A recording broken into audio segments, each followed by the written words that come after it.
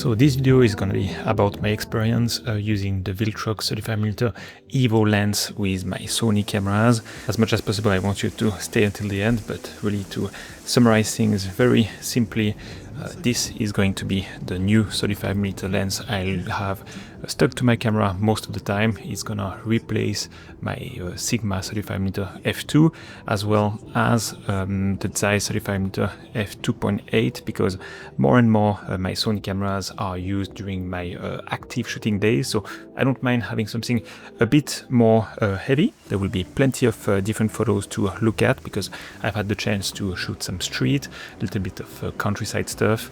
I went to a little port town by the coast and even shot a whole maternity shoot for my wife's sister and her husband. So yeah, I think we will have a good sense of what this lens is capable. Let's go back in time on day one using that lens.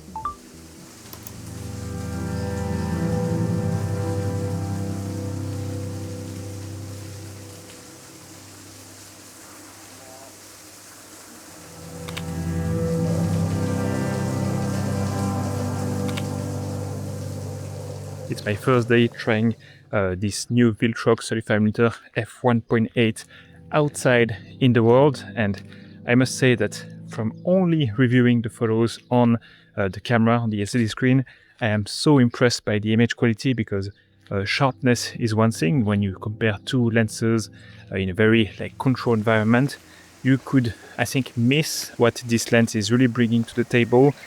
And I think it's due to this Apo kind of, I'm really not technical, but this construction for this lens that makes all the chromatic aberration and all this kind of impurity to the images kind of disappear. So first you can really use the lens at f1.8 and have already plenty of sharpness, but also almost no chromatic aberration and all this kind of thing that just can ruin a shot. And this, I think, really reveals itself when you are outside in the world taking photos of maybe a backlit scene, or if there is a lot of trees with a lot of foliage with maybe, just like today, a very gray sky as the background. Then if you use a lens that has a lot of chromatic aberration, you will have so much of this purple fringing that can be fixed. You can remove the saturation on this purple, but you will be left with really this kind of sleeve and edges that are not fully defined. And I think this lens, when you punch in, of course, you can notice the difference, but also when you're zoomed out, the overall sense of sharpness and clarity and micro contrast is just so good.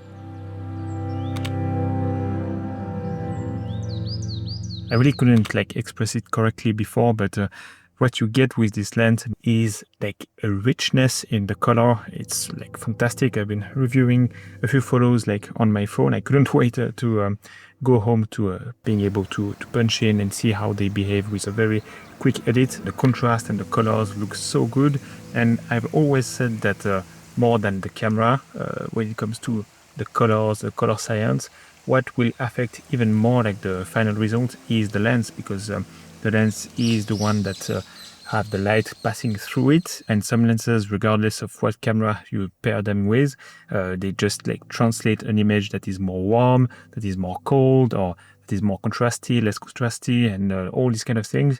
I have to say that I'm super impressed by the sharpness, but more so the richness in the colors and all the micro contrast you get with this lens. There's one thing also I forgot to mention, but maybe as you can see from the window of my car, there are some little droplets because it's raining today, and the lens is weather sealed. It has a rubber gasket. Again, it's one of these times where the brand is not totally confidently saying you can, I don't know, go under pouring rain, it will be fine. It says weather resistant, so I think it can take a decent amount of rain. That's what I've been doing today. It's raining, but not as much as needing an umbrella or something. I don't care about being a bit wet, and I want the same for my gear. Like, I don't want to, I mean, if I'm okay to be a little bit wet, I don't want to be bringing an umbrella just because I have a camera or a lens that cannot take that much rain. So yeah, again, one bonus point for this lens.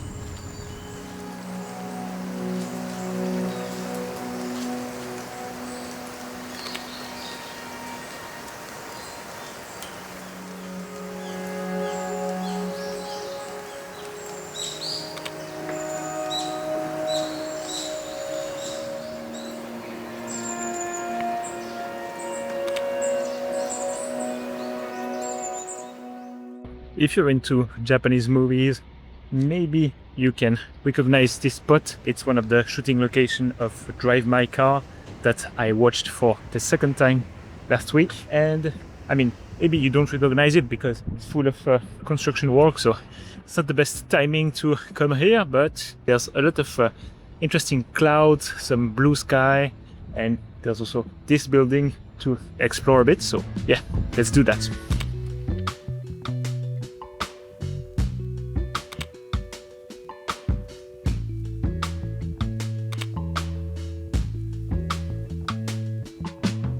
It's not the lightest of lenses. It's in the 300 grams range, which I used to consider a bit too heavy, especially paired to my A7C II. But if you have watched my most recent video, not my most recent, but a recent video I did about my camera system, my 3 different cameras, and now there's a new one actually in the form of the Canon PowerShot V1. I tend to use my Sony cameras only on my active shooting days, meaning that they spend most of the time in my hand with the grip, and it's super comfortable, even with a lens that weighs 330 grams, something like that. So that's something I don't really mind anymore, and yeah, it's well built, it balances well on the A7C II. Again, for these like active shooting days where the camera is in my hand, I really don't mind. It's only if I was wearing this camera around my neck the whole day that the weight could be a little bit too much and my neck would be aching at the end of the day, and that's not the case when you have the camera in your hand. So yeah, I think the weight is a non-issue, especially if we compare it to the Sigma. The Sigma is about the same weight, but it only goes to f2. I know f1.8, f2, the difference is not huge, but still, for roughly the same form factor and almost the same build quality, really, because this Viltrox lens is really built nicely with a lot of metal components, I guess. The nice aperture ring at this weight and size, it's yeah, it's nice. I just mentioned one of the main competitors of this lens, the Sigma 35mm f2 contemporary lens, and I forgot to tell that actually the Viltrox one with the apochromatic design has some features that you can only find in the Sigma Art lens. So again, if we compare this to the Art lens, which in this case, like, it would be an f1.4, and on the aperture side of things, the Sigma would be the winner. But in terms of weight and of course price point, this one is the clear winner. So it's nice to see some premium features and design in a kind of smaller form factor, but also at a pretty affordable price point. I quite like here the little entrance, which is like in the dark, in the shadow. Then we have a first layer to this building, a second one, and finally a third one. So you have like these 3 layers of roof with this like mysterious aspect in the form of the door, the entrance. A touch of color with the bush and the sky. Pretty nice. Maybe it would look a bit better with some sunlight, so maybe I'll wait.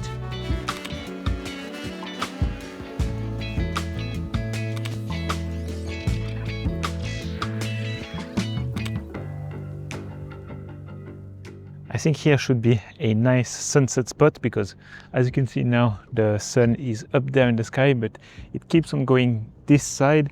It will go down behind the mountains, so you would end up with plenty of golden colors like covering the whole city. So yeah, I should definitely come back here for sunset once. One of the perks of using such a sharp lens is that you can use and abuse of the APS-C crop mode.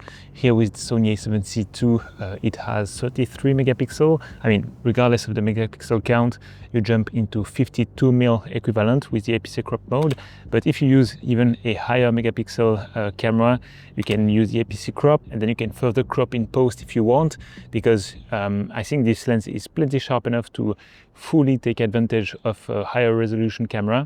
It's not something that I would highly recommend. Like, I'm super comfortable using the APS-C crop, and I think it's a good thing because it opens up a new perspective. I mean, the goal is not to turn a 35mm lens into a 400mm, but I guess you get just a bit more bang for your buck with such a sharp lens, because you're free to recompose, reframe, and find new compositions in the existing photo that you took and maybe didn't work that well at 35mm.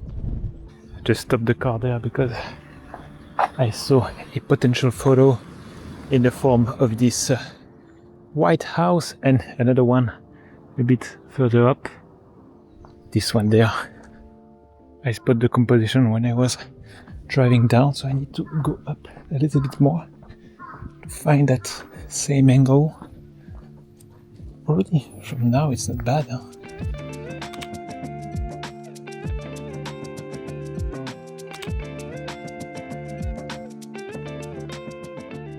Those blue trucks with the city in the background, pretty cool.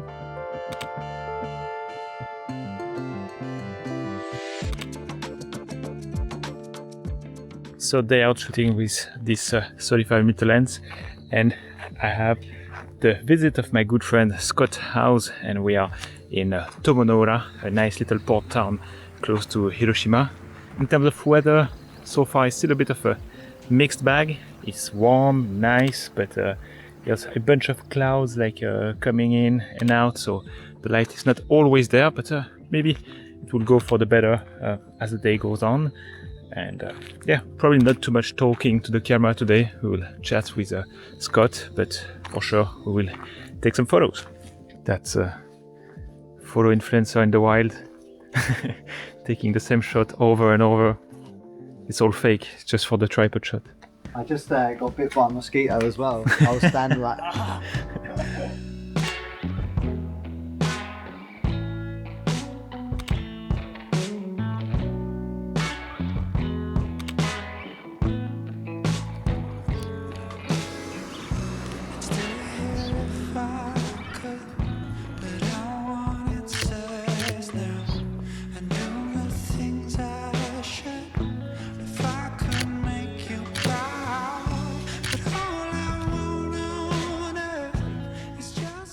For this, I need to lift up my camera to separate the car from that breakwater in the distance. I was trying to include that guy fishing on the right side, but if I do so, like these pillars thing on the left and the guy are really just too close to the borders. So maybe I should just focus on the car and the breakwater, and that's it.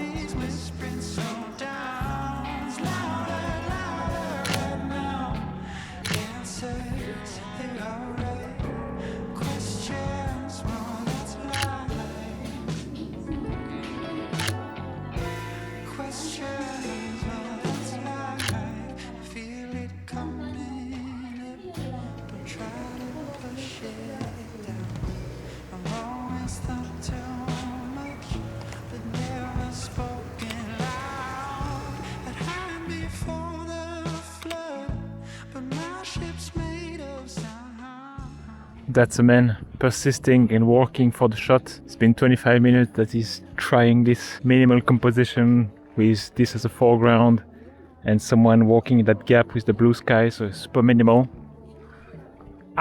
It was maybe. two people though. I wanted one. Just got it. But yeah.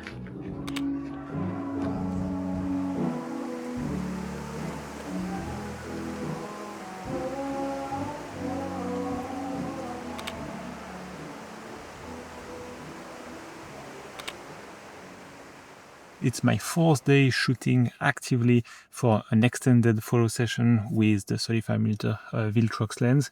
I just finished off a session, like a maternity shoot session with my wife's sister and her husband. Went well, and again, like the lens performed like fantastically. I have a bit more time to shoot around here in the countryside before heading home, so yeah, let's take advantage of that.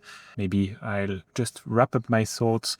To be fair and to be quick, it's just a very good lens for the price, and overall probably the best solution before like tapping into like the GM lenses and maybe the Sigma Art lens if you really need this kind of performance, aperture, and if you're ready to carry something quite a bit heavier. But for now, I just spot something interesting, so let's get out of the car and take some photos.